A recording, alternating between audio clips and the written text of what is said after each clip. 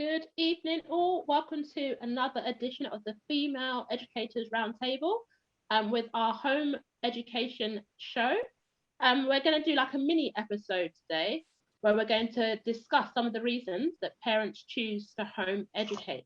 But before I do that, I'm going to hand over to my co-host Debbie so she can introduce herself, and then I will do the same. Right. Hello, everybody.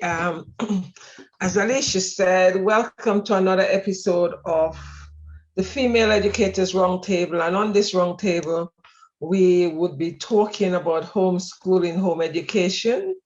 The UK call it homeschooling. Yes, Alicia. The American call it home education. The way around. So yeah, we say home education, but the Americans say homeschooling. Yes. Right. There's sometimes we will have a guest, someone who is a home educator or homeschooler, to talk about their journey. But today we decided that we won't have a guest. So we decided instead to look at some of the reasons why, parents would choose to home educate or homeschool their children. Right. So we realize that more and more that is happening. Introduce myself. My name is Debbie Eno. Teacher success. Oh gosh, I'm falling over myself. Teacher success coach. I'm a coach for female educators. I'm also an educator. And I go from, I'm a supply teacher. So I go from school to school through choice. It's actually have taught me so much seeing how schools operate.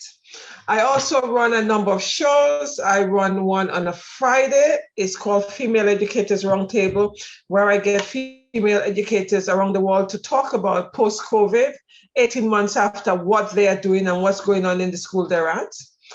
I also do a morning show 5 days a week. With my colleague. We look at, it's a radio show. We look at everything education. I think we call everything education. And very soon, I used to do before a show on a Sunday where I look at the mental health of educators and students. I had a little break on that, but I'm going to be coming back with that possibly next Sunday, where we are going to give educators various tips for them to help themselves in relationship to mental health and to enable them and empower them to help the children, the students, because people are not fully aware of what's going on with us educators in the field of education. And more and more educators are taking their lives because of mental health issues. They're crying out for help. Anyway, I'm going to leave that there. Right, so that's me. I think I deviate somehow, but that's me. Thank you, Debbie. My name is Alicia Scott. I'm a parent and educator. Quite a few of my passions are special educational needs, home education, and also mental health. I'm a regular on a show with the 100 Black Men of London about various issues around education. Debbie also is a host of that show. I'm a host of that show, I forgot. Where we discussed education, and we had a really great episode last night where we spoke about bullying, as it's anti-bullying week in the UK from next week, Monday. 15 to the, I think 19th. It's the 19th, right? Yeah, the Friday's the 19th, November. Yeah. And I'll be coming on to my show with Ace God Talk on Talk Radio on every day from 7 to 7:30. And we'll be looking at bullying in education. So every day I'll be talking on bullying this week. We have been talking about bullying already for the past few weeks. We have been talking about bullying because I personally feel that it is a topic that we should never lose sight of, because it is something that as educators we encounter on a daily basis. Some people might say no, but I'm sure Alicia would actually, support me on that, because on a daily basis we encounter bullying taking place. So any educator that said that they're not they're not encountering bullying taking place within the children in the education setting. Sorry, I'm not too sure they're telling the truth. Because every day we see that, for some reason there is some bullying taking place. That's very true. Very, very true. And we cannot lose focus on that. Sorry, Alicia. No, I was just going to say that's very true. And that leads us nicely into today's topic, because possibly that, so today, as mentioned earlier, we're going to discuss some of the reasons that parents choose to home educate.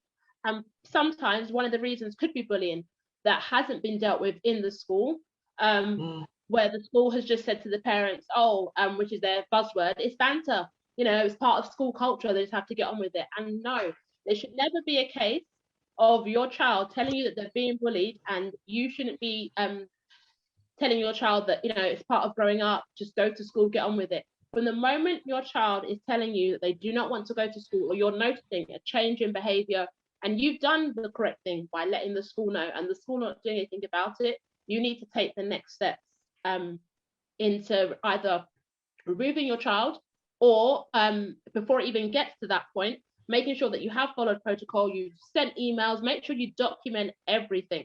Make sure that is the most important.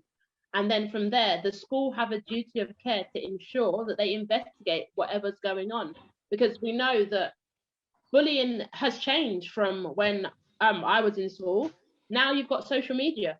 And the school can say they don't have much control of what happens, but still they can, if incidents are happening and the pupils are members of their school, they should be getting involved and supporting parents, and most importantly the pupil, as best as they can. So I know that sometimes possibly that is a reason why parents have chosen to home educate, because their children are getting so severely bullied they don't want to go to school, and that just starts with downward spiral. From the moment your child is telling you they're not interested in going in, not interested in learning, that's gonna just keep going down, and it's gonna be so hard to get your child motivated again to be interested in learning. I totally agree with that, because when the child realized that they could, they bunk off one day, they bunk off second day, they bunk off third day, it then become a pattern, and it's easy to bunk off. But it's like finding out the reason why this child is bunking. And as Alicia said, we know bullying takes place in school. No school could tell me that there is no bullying in their school. And they love telling us that. We know there's bullying in the school, but the situation is to what extent. And I know that there have been a number of parents have actually taken the child out to school and homeschooled the child, because of the bullying that's taking place, and the child is refusing to go into school. So those are things we need to be very much consciously aware of as parents. And don't think that you cannot home educate your child. Yes, you can educate your child at home. Right? And do not allow the local authority, the boroughs, to actually bully you into, not educating your child at home. Because a lot of them have a way of trying to bully you and telling you that, you cannot do. Yes, you can. Because more and more, we're beginning to find out that in terms of the national curriculum, those academies out there, they do not need to teach every subject on the national curriculum. They don't need to follow the national curriculum. Let me rephrase that. They do not need to follow the national curriculum, but they need to teach maths, English, and science and religious studies. And they could teach whatever they want to teach after that. Because we know children come out with 7 or 8 subjects. So if in academy that they don't have to follow the national curriculum, which means that they're choosing the other subjects that they want to teach. So the same way they're able to choose what they want to teach, you as a parent can also choose the topic you want to teach your child. And don't think that your child cannot come out with GCSE. Yes, they can, because there's so many centers around the UK that you could actually register your child at a center. You register your child with the education, with the examination board, and they'll tell you what center you could actually take your child to do these exams. So don't think that your child, if you homeschool your child cannot come out with, with GCSE, etc. You choose whether or not you want them to come out with GCSE.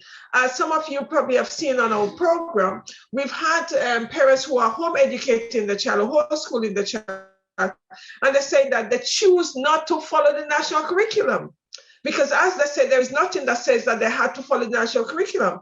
So some of them, home educate the child, using alternative methods, and then allow the child to go into to college to get the traditional education. So don't let anybody tell you that you can't. Do your research. Sorry, Alicia. No, it's very true. I think that's one top tip that we've always said on the show, that it's about doing your research and then definitely finding out what is best for your family. And once you've followed protocol, which is deregistering your child, no one can tell you that you're not able to do it, because so many parents don't know that sometimes your child is being taught by a teacher that's unqualified, but you wouldn't know that because as a parent, you don't get to interview the teachers. You don't get to find this out unless the teacher volunteers that information. And it's very, very rare that teachers are going to tell you, oh, by the way, I'm unqualified. And I know that for a fact. I've worked in schools. So do I. But they've been doing the job for a long time. And, it's just something that they've got away with. But parents wouldn't have a clue.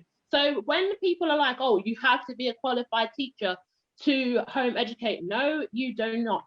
Any parent, if that's the decision and the choice they choose to make for their family, is able to home educate.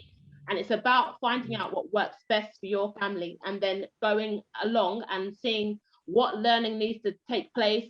It's all part of the journey, designing the curriculum with you and your child in mind, finding out what is it they enjoy learning about. And that way you're going to get them engaged in the learning, especially when I feel that you've got teenagers. I think you definitely have to sit down and ask them, what do you want to learn about? What subjects were you passionate about in school? If they tell you they were passionate about science, find out about science classes. Find out how you can get them interested. Find out about trips that you can take them on, or even groups that they can be a part of, just so that you can keep that passion alive. Because otherwise, you're going to have the same issue that you had when they were in school. They're not interested in learning. It's going to be a battle every day to get them up. But if they actually know and are excited about whatever subject you decided to study in depth, that's when you're going to get more learning taking place. It's interesting. Thanks, Alicia. Alicia spoke about that some teachers are not qualified. That's a fact. Some teachers are coming out of university with their degrees, and I'm trying to choose my words very, very carefully. And some schools are I'm trying to choose my words really carefully. And some schools are taking them up and supporting them to get the teaching qualification while on the job, because they're cheaper to employ than a qualified teacher and an experienced teacher. I'm saying to you, this is a fact, because I've had that several times. I've been for a number of interviews, and I did not realize that there were either a non-qualified individual or an individual who is on the journey to be qualified, and I went for that interview with them. The minute I realized that was the case, I switch off, because that's a waste of my time. So this happened to me twice.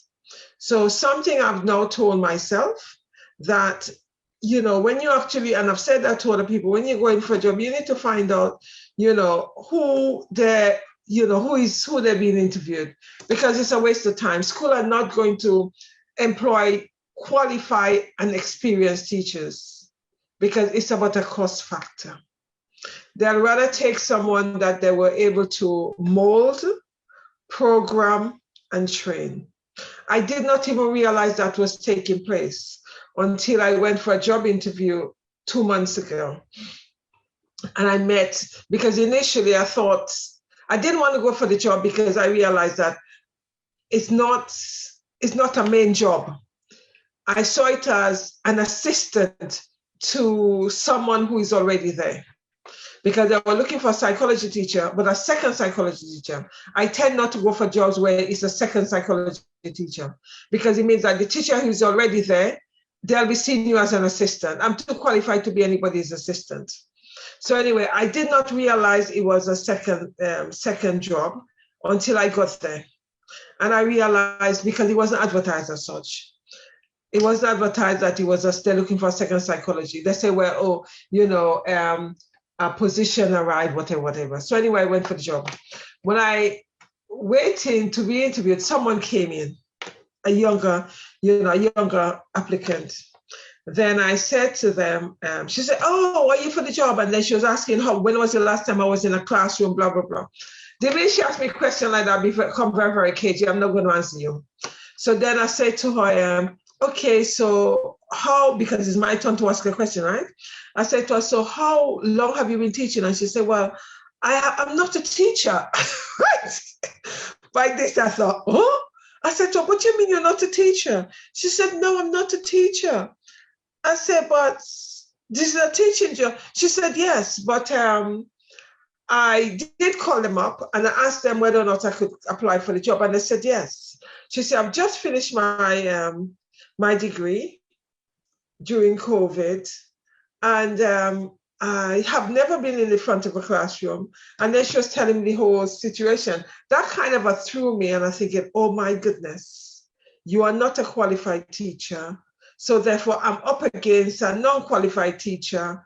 There's no point in me going for this interview because I'm costly. She's not costing the school much. So then I said to her, well, how does this operate? And then she said to me, well, if the school take a run, it means that the school would be training or et cetera, et cetera. And I thought, oh, by that time I was ready to go back, because I'd actually left the school I was teaching at to come to this interview to go back to finish my class, right? At that point, I just wanted to go back and teach my class. I thought that was a waste of my time. Waste of my time. So when you say there's no, somebody teacher is not qualified, and this teacher, this new person was going to teach your children and they're not qualified, right? And this is happening constantly, constantly. In my short career span, I've worked for so many teachers.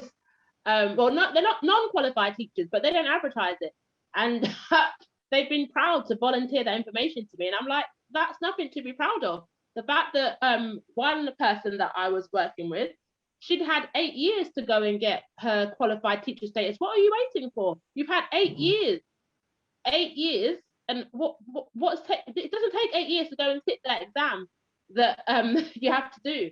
What's your excuse? What is your excuse? You're teaching people's children and acting like you know what you're talking about, and it's not fair on the parents. It's not fair. Yep. And most importantly, it's not fair on the children. Exactly. So when you think in terms like that, it's quite alarming in terms of there are a number of teachers out there who are still unqualified and teaching. So it's quite I was naive. I didn't realize that happened. Yeah, no, I learned very, very quickly that, there's people that were teaching, and I was like, wow, okay, how are you able to do this? I have no clue. I've even worked with head teachers that don't even have that qualification that they're supposed to have. And again, to me, that's shocking. Oh, yes. Yes, I have worked with a number of them. Yep. Shocking. You shouldn't be head teacher then. If you can't be bothered to go and get the basic qualification that the basic requirement, you cannot be bothered to go and get that. Why are you head of the school? Be demoted straight away. That is my honest opinion. Be demoted straight away. If you cannot be bothered, then why should you have the title and the status of being a head teacher? I think that's lazy on your part. I think it's very lazy. You see, that then also connect with the fact that, I'm not saying that you always have to have a qualification, right? for something. In some cases, experience does work. But even those teachers who are not fully qualified, you could actually see in terms of the experience is not even working. So that's another factor that I realized in my teaching. The times you could actually tell a teacher that is not qualified. It's just an interesting thing.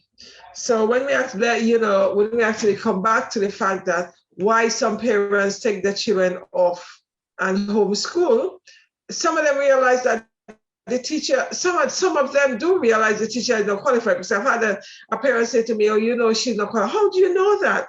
And I'm saying to this parent, "How do you know?" And the parent's giving me a whole list of things, And I'm sitting there thinking, "Oh my goodness, I'm not saying anything. All I'm saying, okay, but they're right." Because the parents realize that this is not a qualified teacher in the way they're actually dealing with the child. So there's sometimes parents feel that they're not qualified to teach their children in terms of home educating and homeschooling. Yes, you are. You're more than qualified to teach your children, because you know what? You are your child's first teacher. Yeah, most definitely. We are the second teacher of your child. You are your child first teacher, because your child learned from you from the time you give birth to this child. So whatever you actually unconsciously programming in that child, the child is learning those behavior patterns. So that alone gives you enough credence to realize that you could educate your own child, because you are aware and you know what's going on with your child and how your child works best. We learn those while we are teaching your child, but you know that because you grew up with your child, you gave birth to your child. So that's something you should be much more aware of than we, the educators. No, and that leads in really nicely with what I was saying earlier about when you do make that decision to home educate, you can set the pace and it can be child-led learning. Whereas in school, their topics are already set like years prior. Sometimes some schools do change the topics, but majority of schools, the topics are set in place and the children are learning the same thing year after year. But when you home educate, you can actually sit down with your child and you can design your curriculum. You can design it so that you can learn with your child. That was one of the joys of home educating, was actually learning alongside my daughter, because obviously times have changed from when I was in school, and methods, like there's different methods now. So it was lovely for her to be teaching me at the same time as I was teaching her. So that's one of the joys, and one of another reasons that parents may choose to home educate is that child-led learning, designing your own curriculum, designing your own timetable, and just working out what is best for your child. Whereas in school, it's like one mold fits all, but we know that one mold, as educators, that Debbie and I know that one mold does not fit all. You have 30 children, but they're not all the same. They are not all the same. They all have different learning styles. They have different personalities. They might have little idiosyncrasies that you're not used to. So all children are completely different. And when you're just using the same method of teaching for those 30 children, it's not going to be successful. It's definitely not going to be successful. You know that you have to adapt your teaching to make sure that everyone is able to benefit and to gain. Yep, I totally. You've got that benefit. You've got that where you're able to shape the learning that is suited to your child. Yep. Thank you. I totally agree with you on that, because as you know, as educators, we are forced, although we are meant to do differentiation, you then ask yourself as to what extent are you able to differentiate, do differentiation in terms of your 29 or 32 children. That is not realistic. Hence the reason why in education, a lot of educators use one mold fit all. And we know that it is not supporting the individual needs of the child, because some of the children are getting missed. We know that as educators, but because of the way the system operates, in order for you to connect with all of them, some teachers do connect with all of them. You know, some educators don't use one mold to fit all of them, but it means that you are always tired. You're always tired because you're trying to support the individual needs of each child. Whereas, as Alicia said, when you actually home educate or homeschooling your child, you know what your child likes. And the other beautiful thing about home educating, people seem to have the concept in their head, home educated or homeschooling, you sit your child down at the dinner table or at the table and you just give them worksheet, etc., etc. That's far from reality. Yeah. You know, home educating is such a beautiful thing. You know, the world is your oyster. You learn everywhere. As I keep on saying to my student, I say, okay, I teach you. I come to the classroom, I teach you. But I don't want you to use learning only confined to my classroom. I want you to see every opportunity as a learning opportunity. I say, when you leave my classroom and you're going down to your next class, you should be seeing that what is here, that it's an opportunity for me to learn, so that you are not only learning in the classroom, you're not only learning in the school setting, you're learning everywhere you go. And that's what home educating and homeschooling is all about, is reinforcing the non-traditional education, saying that education is everywhere, maths is everywhere, English is everywhere. And that's what a good educator does. A good educator engages students with learning everywhere, because they're seeing the beauty of learning is not only in the classroom. That's what home education is all about, or homeschooling is all about, is educating outside of the traditional classroom. That's why I keep on saying, I call it alternative education, because we need to realize that it is alternative. It's not tradition. Tradition is, I said that so many times, you guys probably sick and tired of hearing me saying that. Sit in the classroom, face the front, stop talking while I'm writing on the board, get your books out, you copy everything out. And guess what? You get your ruler and your color pen and you underline it.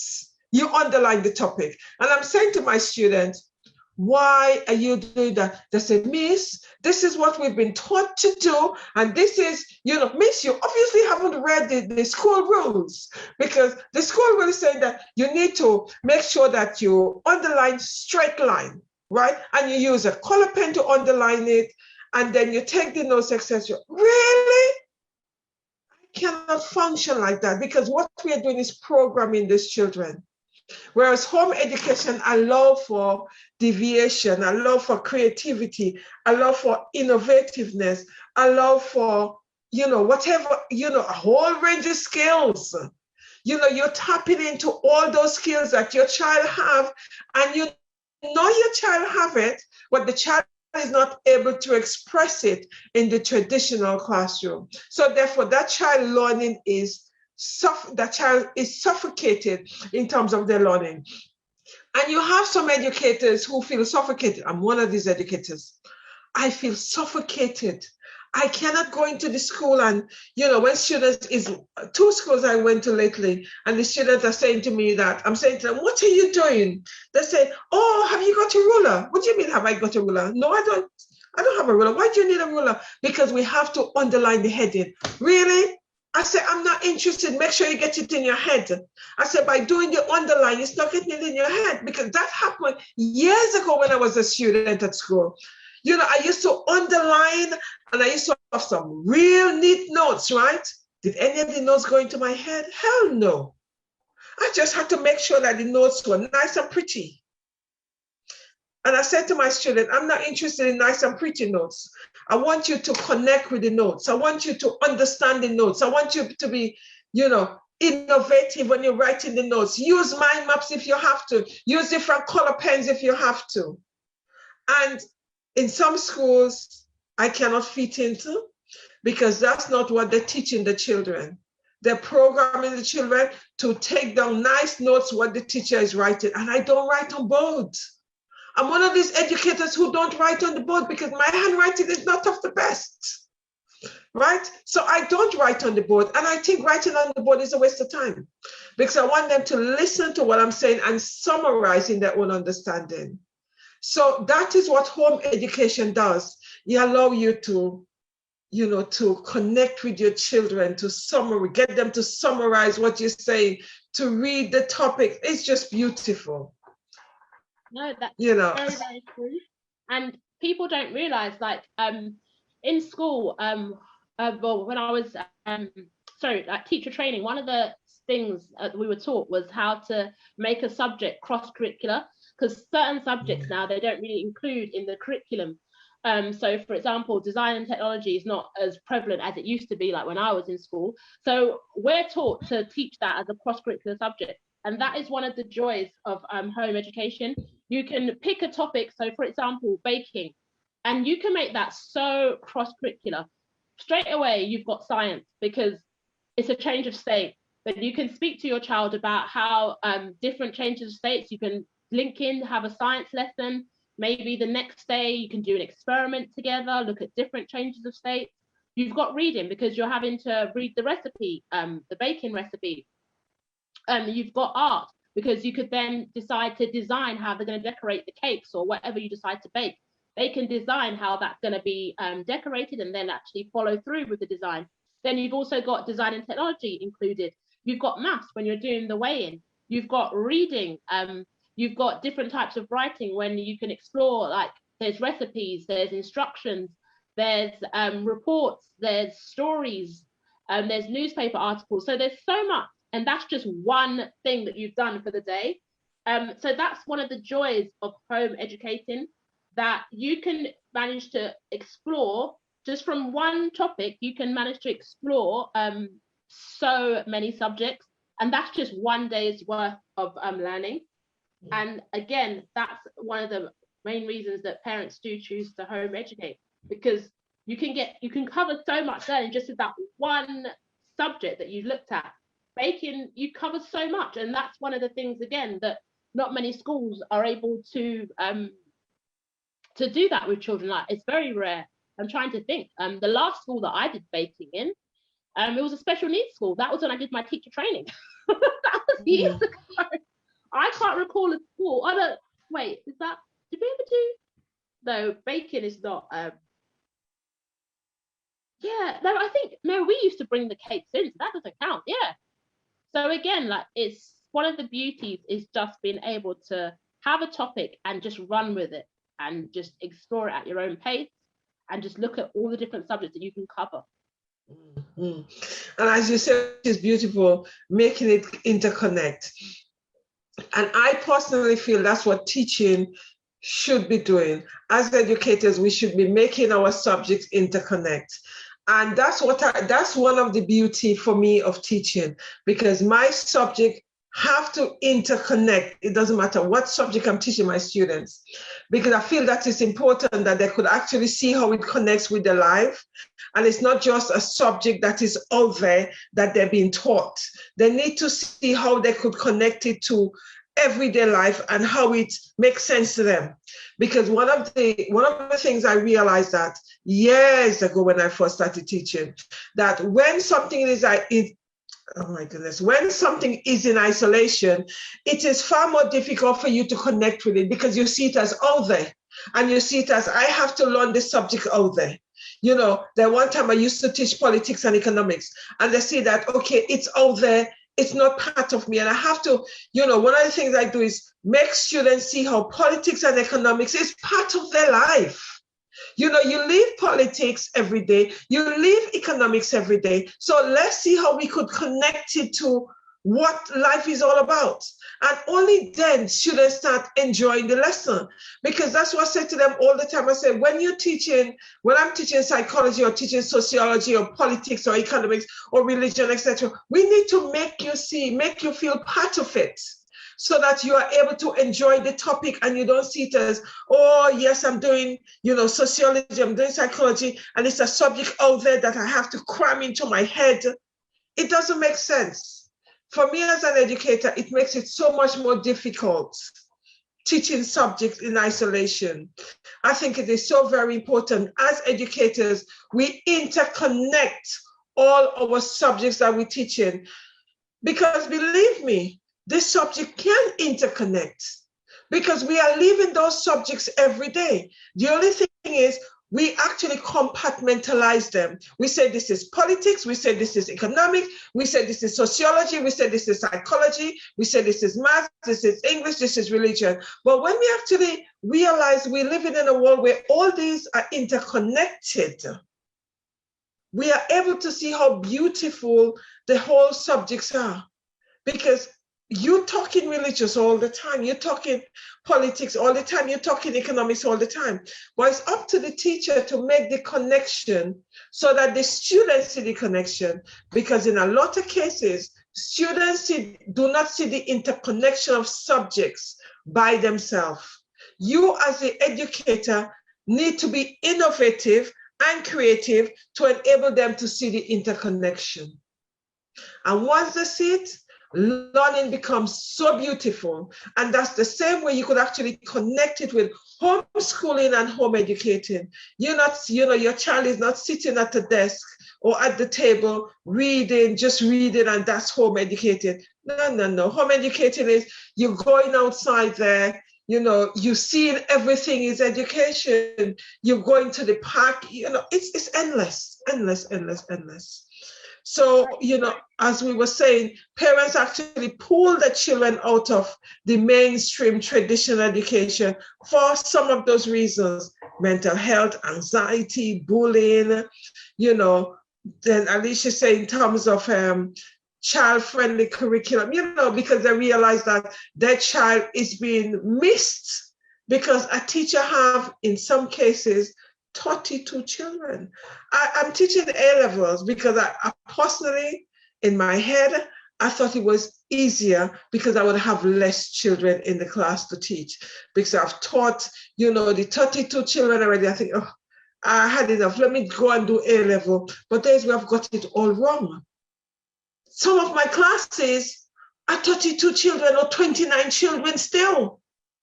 I have A-level classes that I've got 29. I've got A-level classes where I taught 32 children. And I'm looking at them and thinking, whoa, I'm saying to the head of the department, this is huge. Oh yes, it's a popular subject. Split it. Because at least when the children get to the sixth form, year 12 and year 13, they should have less classes, there should be less children in the class, but that's a myth. That's not a reality. Take it from me. The only way you get the smaller classes, in my experience, is in a private school. I was shocked when I actually gone to the mainstream school and these academies that I'm having 30 children in the class for A-levels. It's like I've just left teaching GCSE and I'm coming to A-level and I have a whole 30. That's a lot of children to be dealing with, especially when you're dealing with A-level subjects, where I personally feel that they need more of your time because it's, you're specializing. But that's my thought on those things. It's very, very true. That it's, in some cases you've got so many children in the classroom, and it links back to adapting to the various learning styles. And again, that's another reason that parents may choose to home educate, is that smaller class sizes, because some parents may choose their children to be part of groups, and the maximum might be 6 children in a session, or even some parents choose to, like, if they do choose to do one-to-one lessons with their child and themselves, or they might outsource and get a tutor. And we all know the benefits of one-to-one learning, or the benefits of smaller class sizes, because there's been research that shows that is actually more beneficial to the child, because that way the ratio, teacher to pupil ratio, is a lot smaller, and that way questions are able to be explored in depth. The child might feel less anxious about asking questions, because they're not worried about being shunned in the front of a class of 30 children. Whereas if they're in a smaller group, they're more inclined to have their questions answered. So that's another reason why parents may choose to home educate. And also what Debbie was mentioning was mental health issues. We know that's on the increase. And this week alone, I think I've read 2 posts where parents have said that their children have displayed anxiety. So that's a reason why they have chosen to home educate. And already they've noticed a difference. Already in such a short space of time of making the decision to withdraw their child from school, they have noticed that their child is feeling less anxious, it's not as worried as they were before, and learning is actually taking place in an environment that is healthy for both the child and the parent. Whereas before, you know, the parent was saying that their child was so anxious, and these have been teenagers that I read posts about this week. And I was actually quite shocked. I was like, wow, I didn't know that still home education is still on the increase, especially it seems amongst teenagers, that parents are concerned about their children going to school. And it seems that secondary schools are not providing the support that pupils need. And so parents are deciding, you know what, let's take matters into our own hand and let's home educate. Very true. Yeah, because they've seen that the difference that it can make on their child. And I think what one post that I read, which I thought was really important point, the mom was like, she's glad that she took the time to listen to her child. And I think that, you know, that's what every parent should pride themselves on, listening to your child. If your child has come to you and they've told you that they're anxious about going to school or they're suffering, please listen to your child. I think it's very important, because, you know, that parent, she said that it made a difference actually listening to her daughter, who said that, you know, she wasn't enjoying school. She was really anxious about going in. And yeah, they explored home education, and it's a viable option for them. Yeah. I totally agree with Alicia there, because, you know, as educators, we know how many children we have in our class and how challenging it can be to get at all the children, because there's sometimes one child will take up more of your time than you expected to, and when you reach halfway you realize you have not had the opportunity to connect with all the children in your class because of one child taking so much more time than you expected. And there's sometimes it is easier for you to, you know, give that child less time, but sometimes it's not. It depends on what's going on in that child, with that child as well, right? That's very true. So the best way is home educating your child. I constantly advocate home education, you know, and also if you're not able to home educate, I strongly suggest that spending time with your child to see what the child is doing at school. I understand not every parents have the time or the skill or the ability to do that. Let me remove the ability. We all have the ability to do that. We use that as an excuse, saying, oh, well, I haven't gone to school myself, you know, so I don't know how to help my child, etc. Yes, you can help your child. You know, there's so many resources out there for us to educate ourselves. Education I keep saying, education does not have to be traditional. You could self-educate. Self-educate is one of the most powerful forms of education, because it means that your learning is not only restricted to, you know, fitting in a box. Your learning is wide. You know, the whole world is your oyster, because you are able to tap in, you know, to everything, because you're learning everything. You don't have to say, okay, you know, you're waiting to go to university in order to get it. No, there's so much, you know, different type of education out there. You know, you could get yourself a coach or a mentor who've done that already. So which means it's easier for you to get what they've got. You know, so there's so many different avenues. You know, even in terms of home educating your child, if you don't know what to do. You know, Alicia and I, we have a session every Saturday, you know, talking about home educator, where we have different educators coming on, different home educators coming on, talking about the journey. You could reach out to them. You could reach out to Alicia and I. You could, you know, there's so many groups on Facebook regarding home education, you know, how to, you know, you don't even have to home educate all for yourself. There's so many different home education and homeschooling group that some of them actually run courses, you know, where your child could be on the platform, you know, where it's 3 of them online, some of them meetings in various centers, etc., to home educate your child. So there's so many opportunities out there in terms of home educating our children. And we even home educating ourselves. And Alicia said something very important, which is very true. You learn with your children. Even though you don't know it, you learn with them. Remember, something I say all the time, they are your teacher. As much as you are teaching them, they're also teaching you. You're doing it together. No one knows it more than the other. You know, we are on this journey together. I'm learning with you, darling. You know, so we are finding out the answers together. Well, something I say to my students, if they ask, sometimes if they ask me to spell a word, or they ask me about a topic and I don't know, I'll say to them, sorry, I don't know, but you know what? Let's go and Google that, or let's go and look, and tomorrow we discuss it. But Miss, you're the teacher. Yes, I'm the teacher, but I don't have the encyclopedia in my head. Yeah. I'm also human as well. So it is very important that we tell the children when we don't know something. Personally, I find it's important for me to tell them when I don't know. And when I mess up, I tell them I mess up. You know, if I have to say sorry, I say to them, oh my goodness, I really messed up. Sorry about that. Or if I call out a child and the child said, but Miss, it wasn't me, you know, it was so-and-so. And the other child own up, I have to say, sorry, I made a mistake. It's so very important, because then the children begin to see you as a human being. They don't see you as super nobody.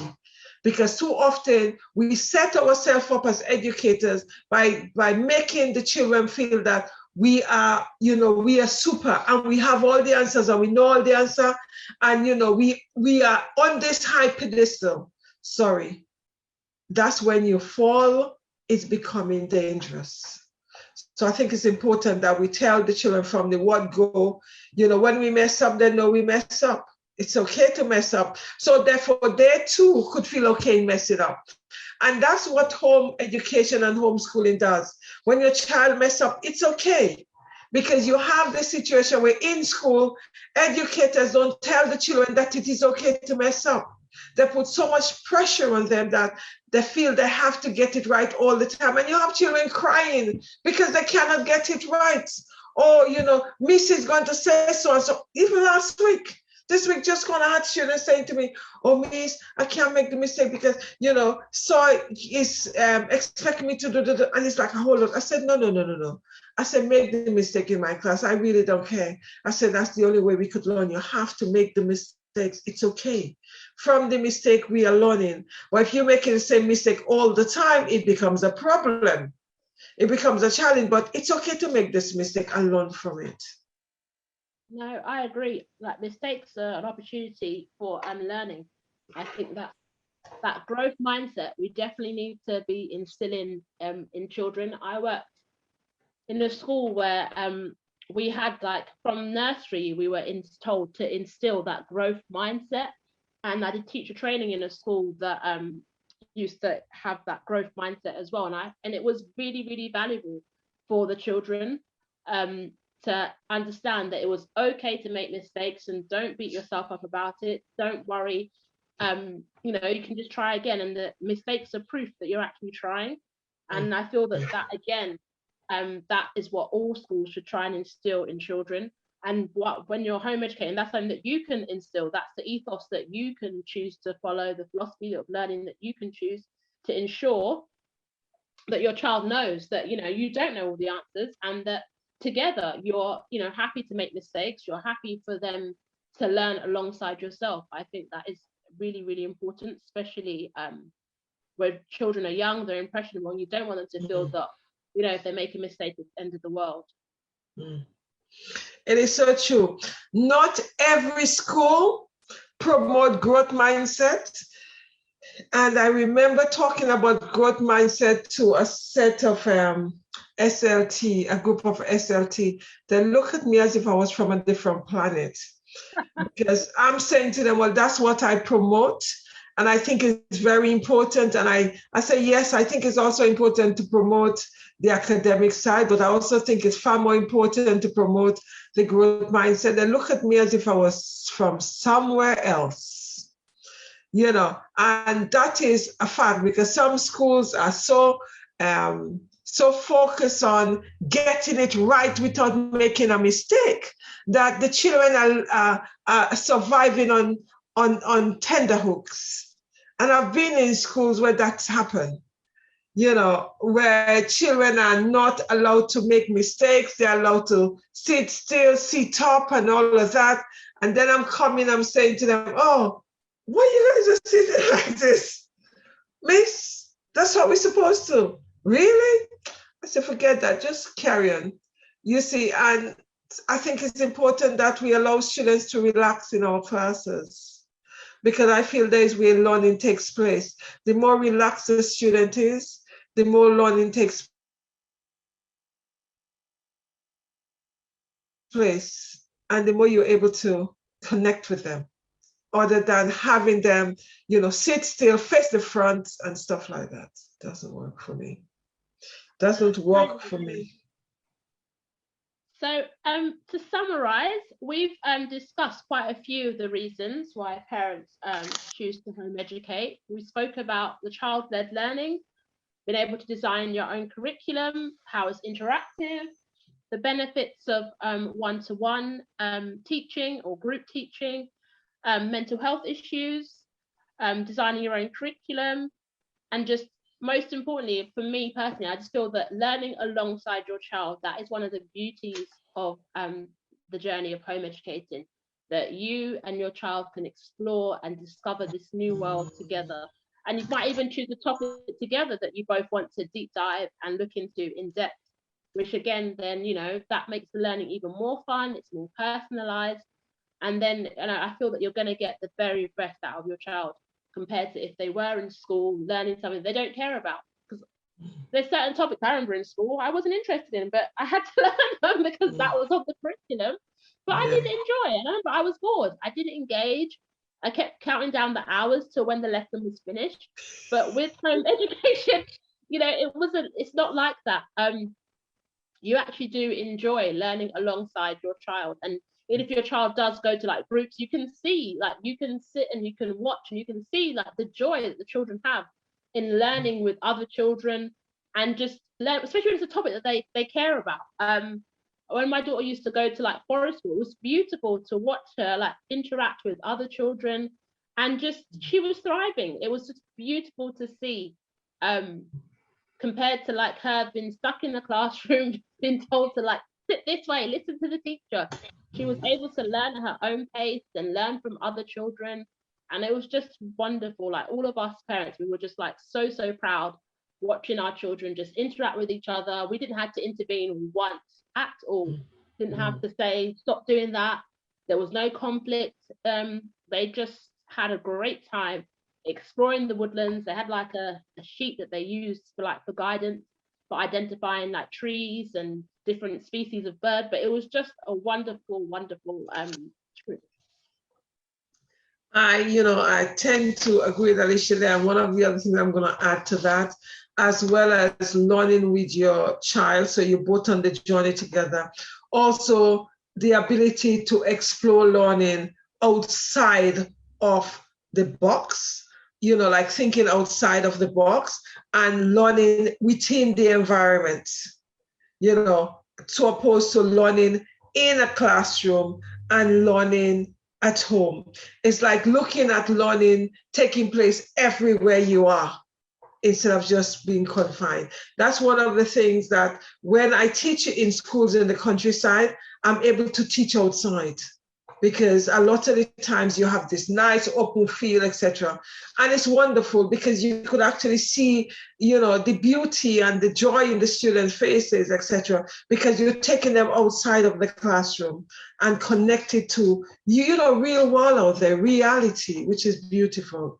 And that's, for me, to summarize, that's one of the beauty I feel in terms of home education. Learning alongside your children or your child, and also exploring learning not only confined to a school or the classroom. You everything outside, you see the opportunity that is there that enable learning to take place. That's what I feel is a beauty. Connecting with your creativity and your naturalness, because we're not meant to be sitting in a classroom face front, not slant forward. It's like one school have face front, slant forward, look at the person who is talking. It's like all this, yes, you look at the person you're talking to, but this slant forward and all this thing and, face the front and you're not able to move and all of that. That's not real life outside there. That's factory, programming you to work in the industry out there. Okay. Alicia, is there anything else you want to say before we wrap up? No, I'll just say thank you everyone for tuning in, and we will see you next week when we have another guest to be discussing home education and learning about their journey. Right. So I'll just reinforce that. Thank you very much, everybody. Good morning, good night, good evening, good afternoon, wherever you are. Wherever you are, thank you for tuning in. Have a fantastic afternoon, have a fantastic afternoon, evening, morning, etc. Stay blessed, take care, and remember, you are the only one that could love yourself as much. No one could love you as you love you. And remember, don't compare yourself with anybody because you are unique you. There's only one of you doing things in that particular way. Take care, stay blessed. Bye-bye.